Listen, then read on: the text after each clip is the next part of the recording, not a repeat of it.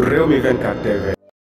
Bismillah dal leen ak jàmm ci xibaar mercredi 6 décembre mu mel ne Falla Fleur mi nga xamante woon na rek arrêté woon nañ ko fi rek ci diir ay weer mu nekkoon ca prison ba ginnaaw ba nga xamee ne libéré nañ ko moom mii di Falla Fleur fa mu doon liggéey rek ñu daal di ko fay dàqe bu doon lu métti la ci moom ñii di patriotes yi nag volonté wu woon tak seen digg ba dëgg rek ne dañuy teral ki nga xamante ne moom mooy Falla Fleur lancé ko cagnotte boobu nag mujjee naa toll ci 7 millions yoo xamante ne rek moom mii di Falla Fleur daal dina koy am mu doon loo xamante ne daal kon dafa mel ne rek langue gi moom waa opposition bi ñi nga xamante ne ñoo fare Ousmane Sonko ñoom ñoo gën a taal comme ne ko Khalifa Sall doon waxee moom mii di Khalifa Sall kat ma nga doon dànkaaf waa état bi di leen wax ne kii di Adji Sarr nag dañ koo lancé cagnotte waaye mënul am ji lu toll 1 million mu doon loo xamante ne métti na ko lool moom di Khalifa kon mbokk yi di Falla Fleur ginnaaw ba nga xamante ne daal cagnotte bi lancé nañ ko moom mii di Falla Fleur daal dinay toll ci 7 millions yoo xamante ne daal dina koy am ginnaaw rek fa mu doon liggéeyee foofee lañ ko dàq loolee waroon ñu lancé ko cagnotte waaye mujjee naa am li nga xamante ne mooy